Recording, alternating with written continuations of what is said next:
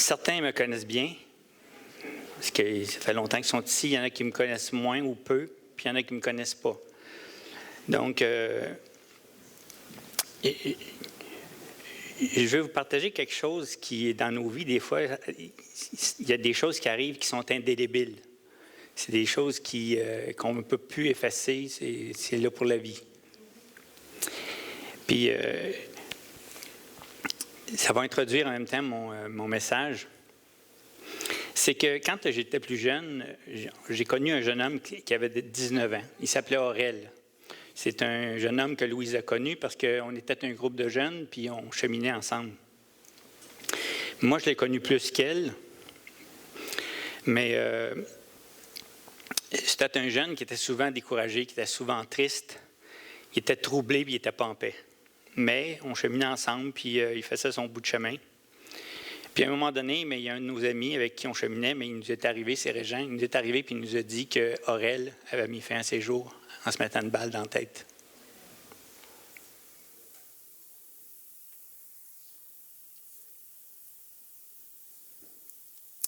Il croyait que la mort le délivrait puis qu'il trouverait la paix. S'il avait connu la paix que Dieu procure. Il y a un autre jeune homme qu'on connaissait bien, c'était l'ami à mon frère Pierre. Il restait de billet chez nous, c'était un jeune homme de 18 ans. Lui, mais il s'était donné d'aller sauver son frère qui était lié dans la drogue. En fait, quand on l'a connu, Sylvain, son frère, mais il n'était pas dans la drogue, mais à un moment donné, le temps l'a emmené vers là. Fait qu'il il était lié, il était enchaîné par la drogue. Puis Richard a décidé d'aller sauver son frère. Mais Richard, ce qui est arrivé, c'est qu'il a tombé dans la drogue. La folie s'est emparée de lui, puis un jour, il a fait une tentative de suicide. Si je me rappelle bien, c'était avec le revolver de son père qu'il avait. Puis c'était un autre ami, je ne me rappelle plus c'était quoi son nom, mais qui était là pendant que la police était là, puis c'est lui qui a été capable de le raisonner, puis de faire en sorte que le revolver, finalement, il ne s'en serve pas. Fait qu'il a mis ça de côté. Et puis là, il a été emmené après ça en maison de désintox. Pas longtemps après, on a appris qu'il avait fait une fuite. Puis il a été trouvé mort pendu sur une poutre. Il croyait que la mort, à travers la mort, qu'il trouverait la paix lui aussi, puis qu'il sauverait peut-être son frère en montrant que, je ne sais pas moi quel geste qu'il allait faire, mais ça n'avait pas de sens. S'il avait connu la paix, le salut que Dieu procure en Jésus-Christ. Peut-être que par la suite, il aurait été un bon témoignage pour son frère, puis il l'aurait peut-être sauvé.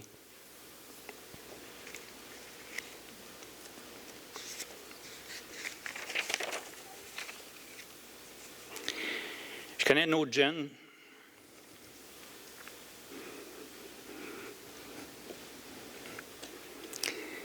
Il avait 19 ans. Il était découragé de la vie, sans but, brisé. Puis la vie n'avait aucun sens.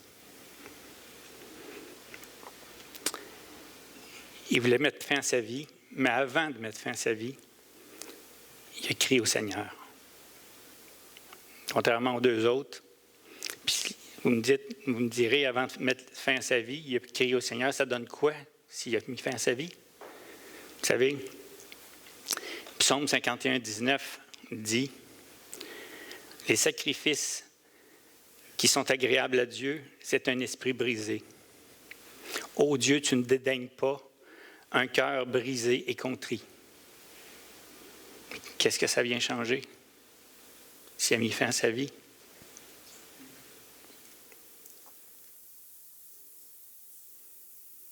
Aucun.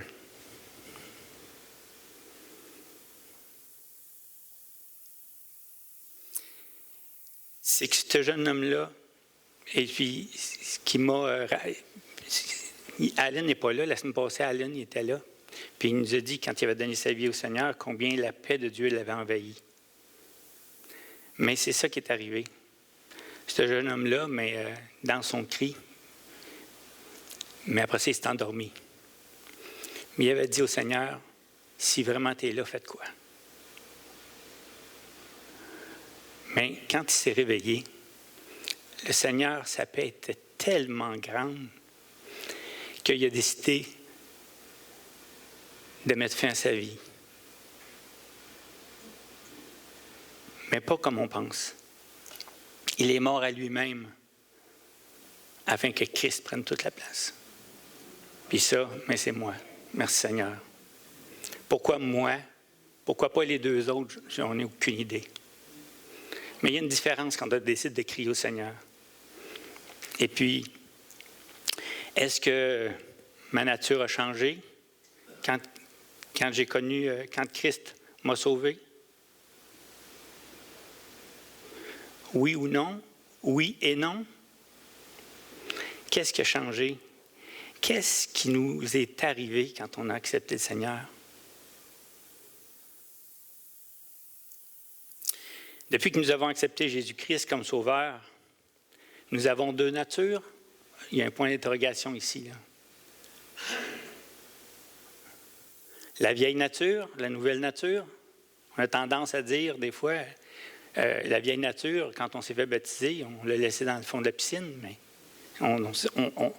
des fois on se dit à la blague, il sait nager. Hein? Ou bien, moi plus jeune, j'ai appris justement à nager, puis je nage assez bien. 2 étés, j'ai pris des cours de survie en forêt. Bon, Jocelyn ici, je fais de la chasse, on fait de la pêche, donc j'ai un chalet, je n'ai pas d'électricité, donc on arrive à se débrouiller, puis on a un instinct de survie qui est très grand. Est-ce que ça change de quoi? Non. Mais on pourrait se défendre, dire que notre vieil homme a un instinct de survie qu'on ne se serait même pas imaginé. Il y a tellement d'outils qu'il y avait que...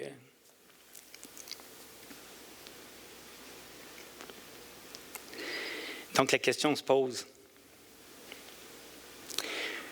On en a-tu 2 natures ou une seule?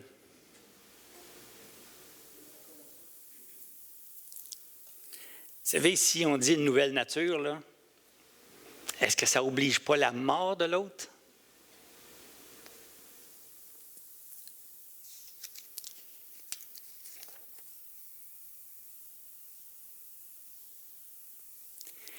Notre vieille nature, celle qu'on a depuis toujours, enfin celle qu'on a depuis notre naissance, pécheresse puis portée au mal.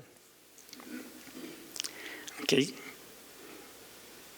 Mais si vraiment on a encore cette vieille nature-là, mais est-ce qu'on n'entend pas des fois se qualifier de pécheur en tant que chrétien? N'est-ce pas, puis me pose la question, n'est-ce pas une fausse doctrine selon la Bible? Les croyants sont-ils toujours pécheurs? On a peut-être entendu souvent, nous sommes tous pécheurs ou nous péchons tous, comme excuse pour un chrétien pécheur. Mais la Bible enseigne-t-elle vraiment ça? Sommes-nous toujours pécheurs aux yeux de Dieu après être venus à Jésus-Christ? Ce que la Bible enseigne certainement, c'est que chaque personne a péché. Ça, c'est certain. Et donc, privé de la gloire de Dieu, comme nous dit Romains 3, 23, on peut lire dans Romains 3, 23, « Car tous ont péché et sont privés de la gloire de Dieu. » Ça, c'est un fait. On est tous pécheurs. Mais Jésus a enseigné à ses disciples quoi? Il nous a enseigné d'être différents des pécheurs. Donc, s'il nous demande d'être différents des pécheurs, sommes-nous encore pécheurs?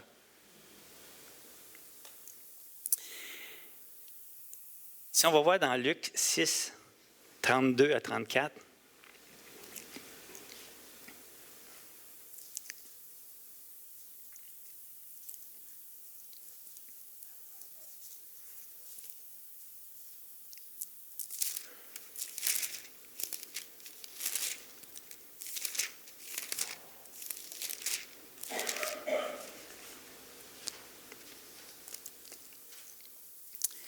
c'est le Seigneur qui nous dit, « Si vous aimez ceux qui vous aiment, quel gré vous en saura-t-on? Donc, quel honneur on en tirerait? Les pécheurs aussi aiment ceux qui les aiment. Si vous faites du bien à ceux qui vous font du bien, quel gré vous en sera-t-on? Donc, quel honneur on en tire? Les pécheurs aussi agissent de même. Et si vous prêtez à ceux de qui vous espérez recevoir, quel gré vous en sera-t-on? Les pécheurs aussi prêtent aux pécheurs afin de recevoir l'appareil. Donc, ici, Christ, qu'est-ce qu'il nous dit? Il nous dit d'être différent des pécheurs. Donc, s'il nous appelle à être différents des pécheurs, comment on peut dire qu'on a toujours nos deux natures?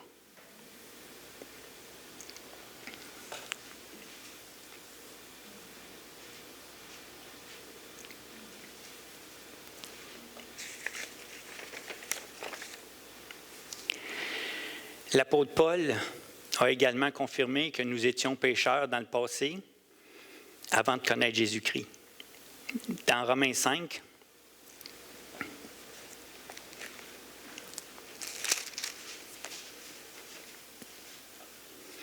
dans Romains 5,8, Paul dit « Mais Dieu prouve son amour envers nous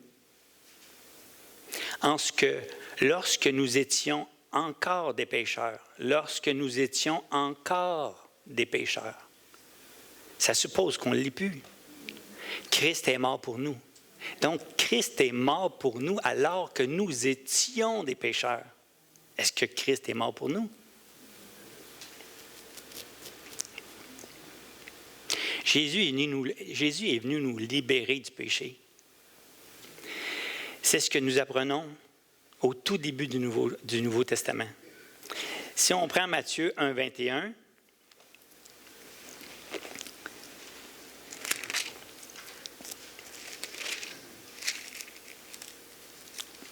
en fait, là, il faut comprendre que c'est Joseph, dans verset 19, Joseph, son époux, qui était homme de bien et qui ne voulait pas diffamer, se proposait de rompre secrètement avec elle, avec Marie. Comme il y pensait, voici un ange du Seigneur lui apparut en songe et dit, « Joseph, fils de David, ne crains pas de prendre avec toi Marie, ta femme, car l'enfant qu'elle a conçu vient du Saint-Esprit. » Et puis là, bien, ça nous le dit, là, « Elle enfantera un fils et tu lui donneras le nom de Jésus. C'est lui qui sauvera son peuple de ses péchés. » Donc, il nous a sauvés ou il ne nous a pas sauvés?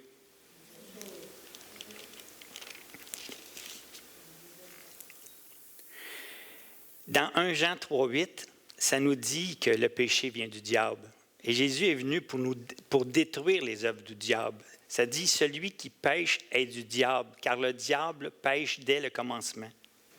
Le Fils de Dieu a paru afin de détruire les œuvres du diable.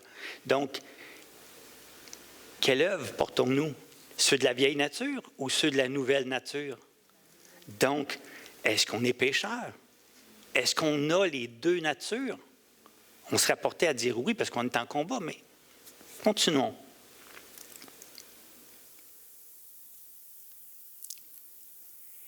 Jésus, dans Jean 8, 34, il nous dit, Jésus il a enseigné que quiconque pêche est esclave du péché.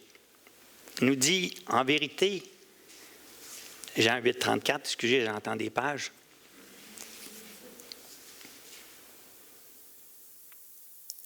Il nous dit, en vérité, je vous le dis, leur répliqua Jésus, quiconque se livre au péché est esclave du péché. Donc, ce qu'il nous dit, celui qui se livre au péché, vous avez bien compris le mot, celui qui se livre au péché est esclave du péché. Et on sait que Christ nous a libérés du péché.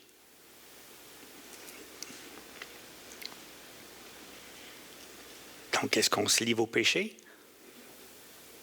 La Bible nous enseigne que nous avons été libérés du péché par Jésus-Christ dans Romains 6, 17, 18. Je vous invite à y aller parce qu'on va y aller une couple de fois. On va lire pas mal dans le Romain.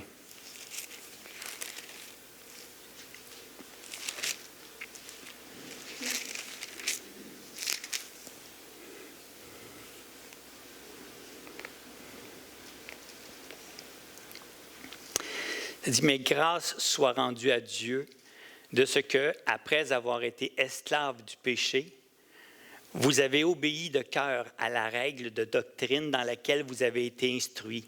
Ayant été affranchis du péché, vous êtes devenus esclaves de justice.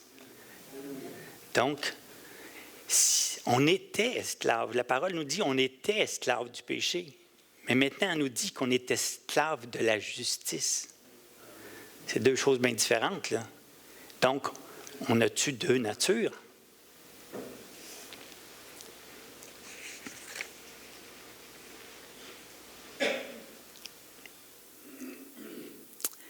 Notre ancienne vie, notre ancienne nature, pécheresse, a été crucifiée avec Jésus-Christ symboliquement. Nous sommes passés à une nouvelle vie, nous dit Romains 6 et 7. Donc, une nouvelle vie, une nouvelle nature. Ça dit, sachant que notre vieil homme a été crucifié avec lui, afin que le corps du péché, donc notre vieille nature, fût détruit ou détruite, pour que nous soyons plus esclaves du péché. Car celui qui est mort est libre du péché. On a été justifié.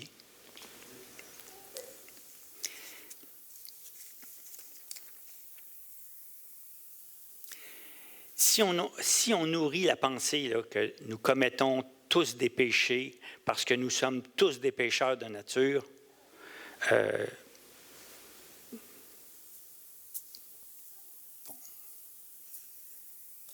nourrissons-le si vous voulez, mais je vous amène que notre vieille nature n'a pas changé quand Christ nous a sauvés, qu'elle ne peut changer, elle restera toujours pécheresse.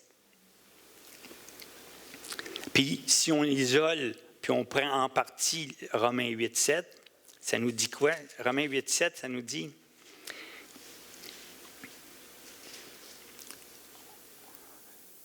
Je vais prendre seulement qu'une partie. La chair est inimitié contre Dieu parce qu'elle ne se soumet pas à la loi de Dieu et qu'elle ne le peut même pas. Pris comme ça, je suis pris entre l'arbre et l'écorce. Parce que la chair ne peut rien faire. Donc, si on prend juste ce petit verset-là, c'est ça que ça veut dire. Donc, oui, on a deux natures, puis on est tiraillé toujours entre les deux natures.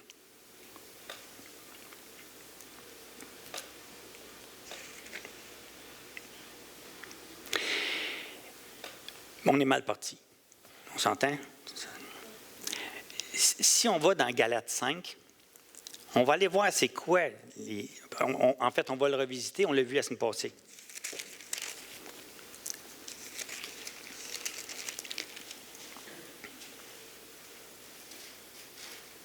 Notons bien là, quelles sont les œuvres de notre vieille nature, c'est-à-dire la chair. OK, donc Galates 5, versets 19 à 21. Ça nous dit, « Or, les œuvres de la chair sont manifestes. » En même temps, là, ça, c'est bon de savoir ça parce que vous allez comprendre que si on connaît bien les œuvres de la chair, puis on connaît bien les œuvres de l'esprit, mais ça nous donne un sens de discernement. Ça nous donne du discernement à savoir si un frère est un frère ou un faux frère, ou ça nous aide. Ou si un frère ou une sœur se dirige pour sortir du sentier. Donc, avec amour, on peut lui rappeler la parole. Donc, or, les œuvres de la chair sont manifestes. Ce sont l'impudicité, l'impureté, la dissolution, l'idolâtrie, la magie, les inimitiés, les querelles, les jalousies, les animosités, les disputes, les divisions, les sectes, l'envie, l'ivrognerie, les excès de table et les choses semblables. Je vous dis d'avance, comme je l'ai déjà dit, à ceux qui commettent de telles choses n'hériteront point le royaume de Dieu. Donc, écoutez, là, la vieille nature, on l'a dit, on l'a vu, la vieille nature, l'impudicité, l'impureté, dissolution, idolâtrie, magie, inimitié, querelle, jalousie, animosité, dispute, division, secte, envie, ivrognerie, excès de table et toutes les choses qui sont semblables. Est-ce que c'est ça à quoi on était appelé? Non. Donc, est-ce qu'on est encore pécheur? Donc, si on nourrit la pensée que nous commettons tous des péchés parce que nous sommes tous pécheurs de nature, la réponse serait oui et non. On est tous pécheurs. C'est-à-dire, nous commettons tous des péchés. Okay? Par contre, nous sommes tous pécheurs de nature? Non. Quand j'ai donné ma vie au Seigneur, je me suis détourné de ma vieille nature. Donc, je ne suis plus pécheur. Pécheur, on le dit là. Est-ce que de nature, c'est l'impudicité, l'impureté? Non. Il y a une différence entre péché et être pécheur. Quand on était pécheur, est-ce qu'on se souciait de nos péchés? On ne s'en souciait pas. On péchait, puis c'est tout. Que notre vieille nature n'a pas changé quand Christ nous a sauvés, c'est faux. Elle est morte. Donc, elle n'a pas changé. Elle est morte. Dites-moi pas qu'elle n'a pas changé. Puis, qu'elle ne peut changer, puis qu'elle restera toujours pécheresse, elle est morte. Encore une fois, je vous le dis, elle est morte. À défaut, ne rendons-nous pas inefficace la grâce de Dieu si on pense autrement? Si elle n'est pas morte, qu'est-ce que Dieu a fait en nous?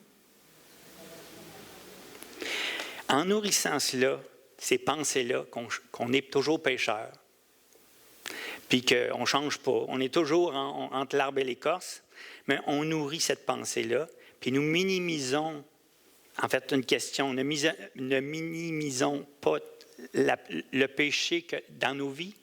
Est-ce qu'on n'est pas en train d'accepter en le minimisant, au lieu d'en être déçu, puis divinement attristé? Hein? Mais c'est ça.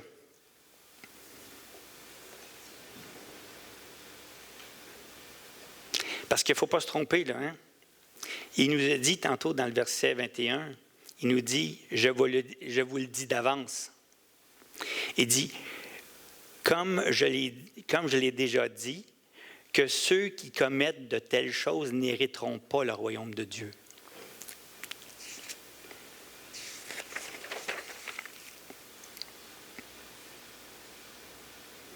Oui, ça, je l'aime bien parce que Paul, il fait la distinction à un moment donné entre la vieille nature et la nouvelle.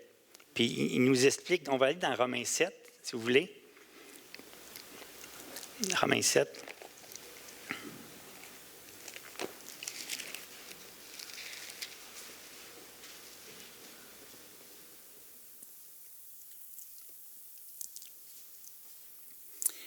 Si vous voulez, on va commencer au verset 14. Il dit,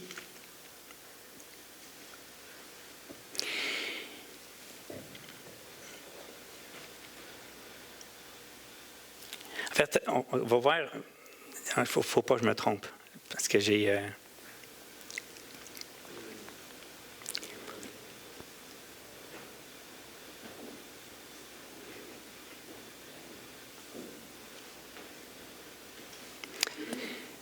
On va lire. Nous savons en effet que la loi est spirituelle. Mais moi, je suis charnel, vendu au péché. Car je ne sais pas ce que je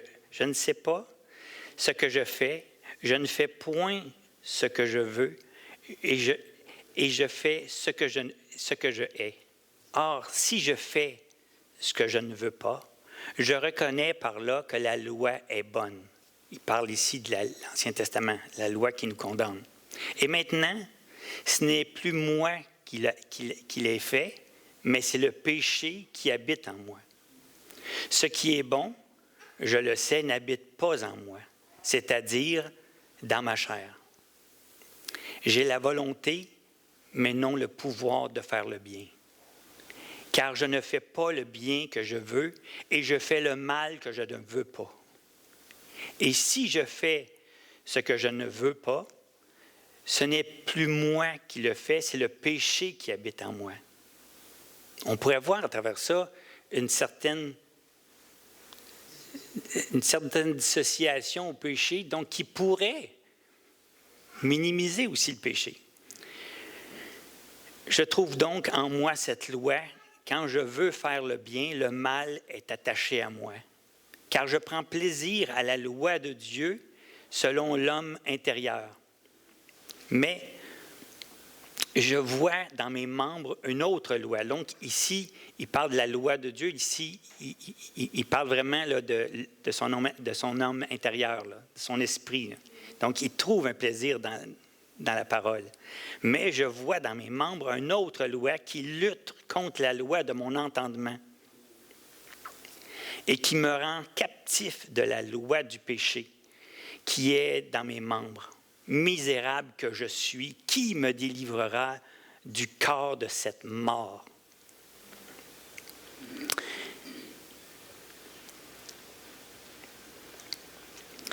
savez,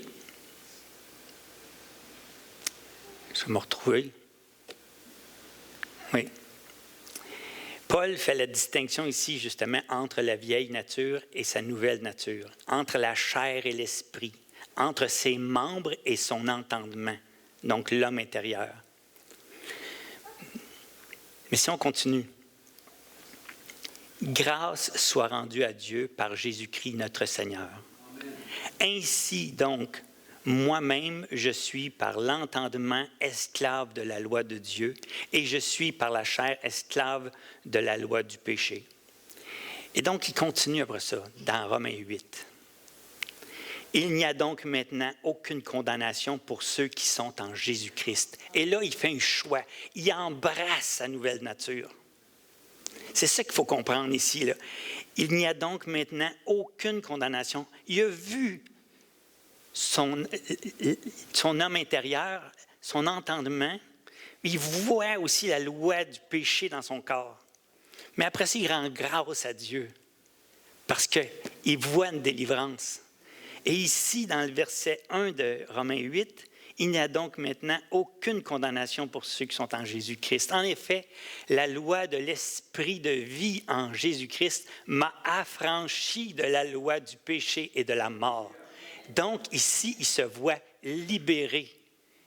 Sa vieille nature, ils viennent de comprendre que c'est sa vieille nature pour moi. Là. Donc, il ne vient pas s'appuyer sur sa vieille nature pour excuser son péché. Ils viennent de se rendre compte qu'il y a une délivrance. Il a crié au Seigneur quand il dit « Misérable que je suis, qui me délivrera de ce corps, de cette mort? » Mais ici, il a sa réponse. Il a discerné, après il a choisi. Et voilà. Car chose impossible à la loi, parce que la chair la rendait sans force, Dieu a condamné le péché dans la chair en envoyant, à cause du péché, son propre Fils dans une chair semblable à celle du péché. En cela, afin que la justice de la loi fût accomplie en nous, qui marchons non selon la chair, mais selon l'esprit. Donc, attention, si je prends seulement qu'il y a une couple de versets ici, dans Romains 7, on a nos excuses. Mais ici, je n'ai plus d'excuses. Donc, Paul a embrassé sa nouvelle nature. Il se voit affranchi du péché et de la mort. Puis dans le verset 3 et 4, on l'a-tu lu? Oui. Donc, Paul nous indique comment Dieu a mis à notre ancienne nature, a mis fin, j'aurais dû dire, là, afin que nous vivions selon notre nouvelle nature. Amen. Donc, a mis fin.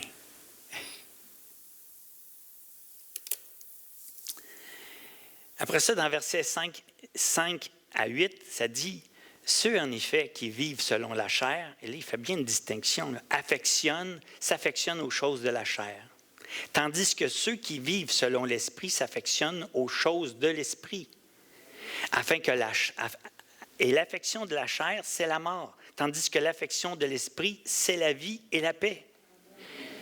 Donc, car l'affection de la chair est inimitié contre Dieu parce qu'elle ne se soumet pas à la loi de Dieu et qu'elle ne le peut pas. Or, ceux qui vivent selon la chair ne sauraient plaire à Dieu. Donc, le Seigneur nous a demandé de mettre à mort notre ancienne nature. Il nous a donné la possibilité. Il l'a fait en Jésus-Christ. Dans le verset 9 et 11, « Mais pour nous, c'est selon l'Esprit, notre nouvelle nature. Or, ceux qui vivent selon la chair ne sauraient plaire à Dieu. Donc, pour nous, vous ne vivez pas selon la chair, mais selon l'Esprit, si du moins l'Esprit de Dieu habite en vous. Si quelqu'un n'a pas l'Esprit de Christ, il ne lui appartient pas. Et si Christ est en vous, le corps, il est vrai, est mort à cause du péché, mais l'Esprit est vie à cause de la justice.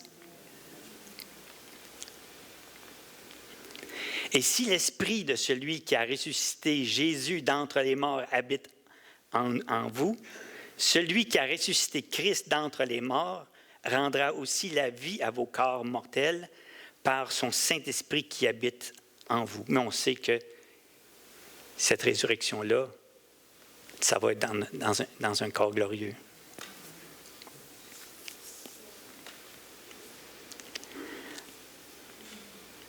Donc, au verset 12, pour moi, et jusqu'au verset 16, il y a un choix. Ainsi donc, frères, nous ne sommes point redevables à la chair pour vivre selon la chair. Si vous vivez selon la chair, vous mourrez. Mais si, par l'Esprit, vous faites mourir les actions de la chair, vous vivrez. Car tous ceux qui sont conduits par l'Esprit de vie sont fils de Dieu. Et vous n'avez point reçu un esprit de servitude pour être encore dans la crainte, mais vous avez reçu un esprit d'adoption par lequel nous crions « Abba, Père ». L'Esprit lui-même rend témoignage à notre esprit que nous sommes enfants de Dieu. Donc, la question se pose encore. Est-ce qu'on a une ancienne nature et une nouvelle nature? Si au contraire, on est conduit par l'Esprit et qu'on tourne dans Galates 5,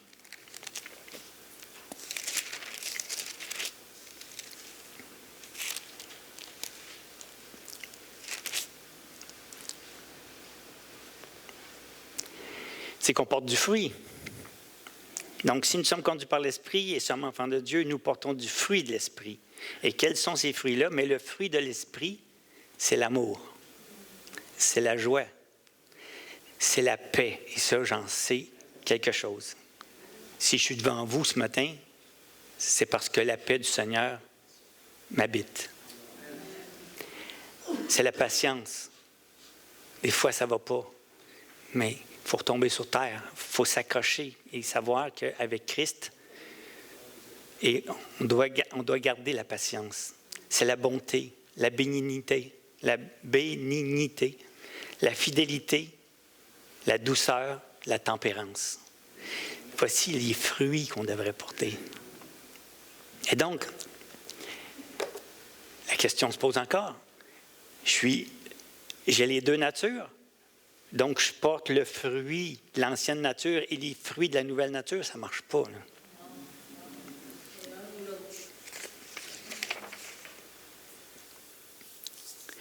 Par contre, on peut se poser une question. Laquelle des deux vit? L'ancienne ou la nouvelle?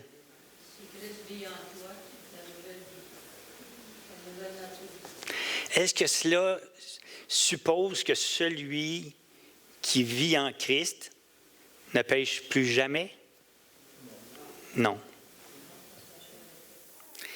Puis Jean clarifie ça dans sa lettre, dans 1 Jean 2:1. Donc, non, excusez, c'est 1 Jean. Je pense que j'avais dit 2 Jean, là. 1 Jean 2:1. Il dit, mes petits enfants, je vous écris ces choses afin que vous ne péchiez point. Et si quelqu'un a péché, nous avons un avocat auprès du Père, Jésus-Christ le juste. Donc, ça ne dit pas qu'on ne péchera plus. On peut pécher, mais ce n'est pas dans notre nature. C'est plus dans notre nature. Avant ça, on ne s'en souciait pas. Mais maintenant, c'est plus pareil. Il se peut que nous ayons des mauvaises pensées ou que nous péchions involontairement. Il se peut que nous soyons comportés d'une manière que nous regretterons plus tard, avec une divine tristesse et penserons « j'aurais pas dû ». Mais c'est cette nouvelle nature-là qui nous amène ça. Puis c'est pourquoi on a toujours un avocat, à savoir Jésus-Christ, sur lequel on s'appuie. Mais comme nos corps ont besoin de nourriture, de même, notre nouvelle nature a aussi besoin de nourriture, par contre. Si vous apercevez, oui, vous savez, si j'aperçois l'ombre, vous savez, la lumière, là, moi j'aime cet exemple-là, c'est le Seigneur à un moment donné qui m'a donné ça. Si je regarde et je vois l'ombre de ce que je suis, on est-tu d'accord que si je vois l'ombre de ce que je suis, c'est parce que je ne regarde pas la lumière? Donc, il y a un sérieux problème, c'est que je ne regarde pas à bonne place. Donc, arrêtons de regarder ce qu'on était, puis l'ennemi nous dit ce qu'on était. Puis, donc, arrêtons de regarder, de voir l'ombre de ce qu'on est, mais regardons à Christ. Amen. OK? Il y en a un qui a compris ça fait longtemps. C'est une joke, là, mais c'est pas grave. La marmotte a compris ça, elle. C'est vrai. Au printemps, elle sort, elle voit son ombre, il y a un problème. Elle rentre, elle s'en va se mettre à l'abri. Elle a tout compris ça, elle.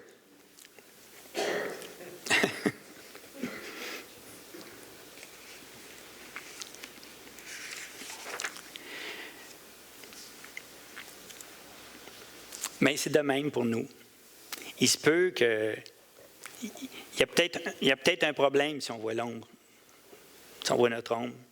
Puis c'est peut-être parce qu'on manque peut-être de nourriture. Puis il est grand temps de refaire ses forces, puis de rentrer à la maison.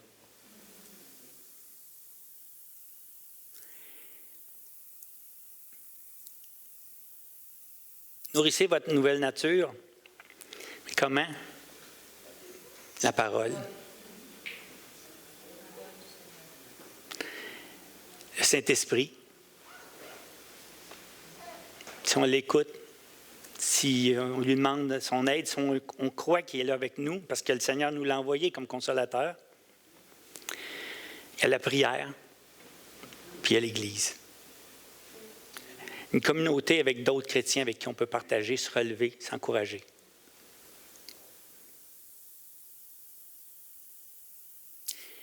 Quand nous péchons, nous attristons le Saint-Esprit. Puis si on méprise le péché, nous méprisons la sainteté de Dieu. Nous méprisons donc l'infini prix de sa grâce. Ce n'est pas à prendre à la légère. Vous savez, dans 2 Timothée 2, on peut juste prendre une partie du verset 2 Timothée 2, 19, ça dit « Qui prononce le nom du Seigneur, qu'il s'éloigne de l'iniquité. » Donc, c'est ce que le Seigneur attend de nous, qu'on s'éloigne de l'iniquité. Est-ce qu'on a 2 natures? Moi, j'en ai une. J'avais une version courte, j'avais une version longue. On va s'arrêter là, il est déjà 12:05. En espérant que ça a pu vous exhorter. Si vous voulez, on va prier. éternel,